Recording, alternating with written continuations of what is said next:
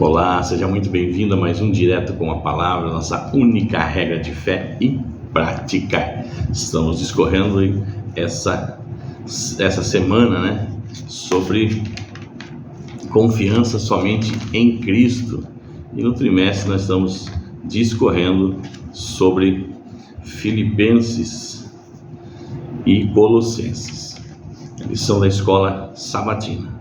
Você é muito bem-vindo para, juntamente conosco, chegarmos mais perto daquilo que Cristo deseja de nós, em nós e através de nós. O título de hoje: A vida anterior de Paulo.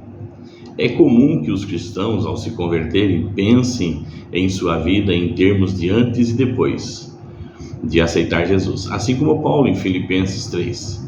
No entanto, seja certo ou errado, às vezes nos referimos àqueles que não são cristãos como pessoas boas e segundo os padrões do mundo. Muitos, de fato, são. Contudo, comparados aos padrões de Deus, ninguém é bom, nem mesmo os cristãos, Em Lucas capítulo 18, verso 18 ao verso 19, o jovem rico chama o mestre de bom, chama Jesus de bom, E Jesus retruca, Por que me chamais de bom? Bom é somente um, que é Deus, Filipenses capítulo 3, verso 4 ao verso 6, Paulo menciona diversos aspectos de sua vida que em outro tempo ele viu como motivo de orgulho. Quais são esses aspectos? Como você descreveria os pontos positivos de sua própria vida, tanto do passado quanto do presente? Paulo responde, o texto responde aqui a pergunta, Paulo fez um contraste claro entre os judeus crentes que propagavam as falsas doutrinas e os cristãos não circuncidados que confiavam plenamente em Cristo para a salvação, sem depender de práticas humanas como circuncisão.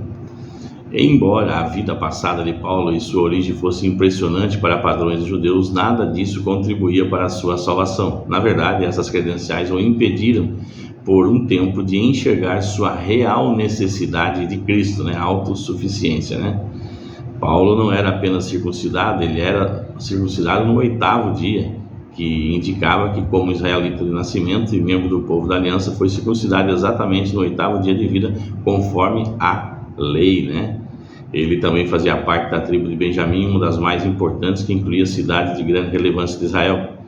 Além disso, Paulo falava hebraico fluentemente e, como aluno de Gamaliel, o velho fariseu, possuía um profundo conhecimento da lei e de suas tradições. Paulo era gabaritado, Paulo era tão zeloso pela lei que chegou a perseguir a igreja, acreditando que ela ameaçava o estilo de vida judaico que ele pensava ser ordenado por Deus. Embora fosse considerado irrepreensível segundo a justiça baseada em normas humanas, Paulo percebeu que a verdadeira exigência da lei era muito mais profunda do que ele imaginava e que sem Cristo ele estava condenado diante dela.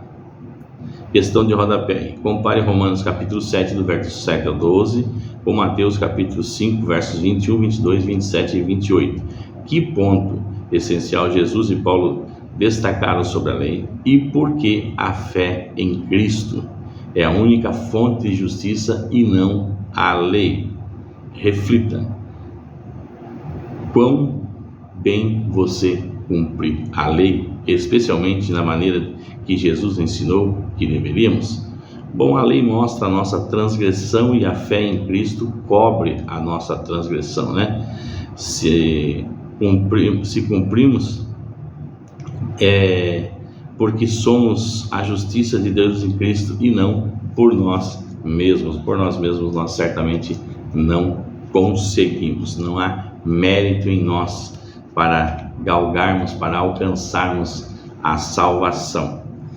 A lei, ela é um espelho para nossas vidas. Ela mostra o que estamos fazendo de errado, Ela reflete o que fazemos de errado.